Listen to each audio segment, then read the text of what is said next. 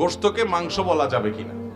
আমাদের সমাজে অনেকে বলে গোশতকে মাংস বলা যাবে না, কারণ মাংসের ব্যাখ্যায় তারা বলেন মায়ের অংশ এটা নাকি সমান সমান মাংস হয়েছে, মা যোগ অংশ সমান সমান মাংস। তো এটি অত্যন্ত হাস্যকর এবং ভিত্তিহীন কথা, এর কোনো গ্রহণযোগ্য ভিত্তি নাই।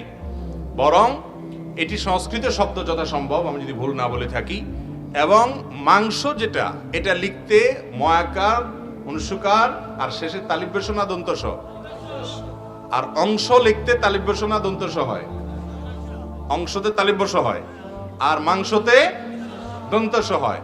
যদি মা যোগ অংশ সমান সমান মাংস হতো তাহলে তো এই মাংয়ের পরে কি থাকতো, তালিব বস থাকতো, অথচ মাংসতে কি আসে না, তালিব বস।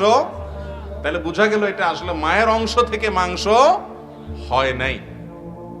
অতএব এটি সম্পূর্ণ ভিত্তিহীন কথা। এছাড়াও বিভিন্ন ভাষাবিদগণ মাংস শব্দের ব্যাখ্যায় যা লিখেছেন, আমি যতটুকু দেখেছি সেটার সাথে মায়ের অংশের কোনো ন্যূনতম সম্পর্ক নেই। অনেকে বলে যে হিন্দু ধর্মাবলম্বী ভাইয়েরা তারা গরুকে যেহেতু মা মনে করে, অতএব গরুর গোশতকে তারা মাংস বলে মায়ের অংশ হিসাবে।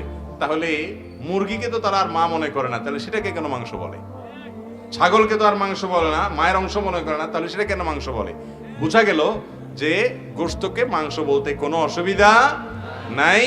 মাংস এটা আমাদের সচরাচর প্রচলিত শব্দ। মাংস বললে কোনো ঈমান নষ্ট হবে অথবা গুনাহ হবে অথবা হিন্দুদের কোনো ধারণা গ্রহণ করা হবে, ব্যাপারটি এরকম না। এটা নিছকই মুখরোচক এবং ভিত্তিহীন কথা। অহেতুক আমরা এই সমস্ত বিষয় নিয়ে অনেক সময় যেগুলোর কোনো ভিত্তি নাই, ভিত্তি থাকলে অবশ্যই আপনি সেটা আমলে নেবেন, ভিত্তি না থাকলে সেরকম কোনো কথা আমলে নেওয়া যাবে। অতএব মন খুলে গোশতকে মাংস বলতে পারেন ইনশাআল্লাহ।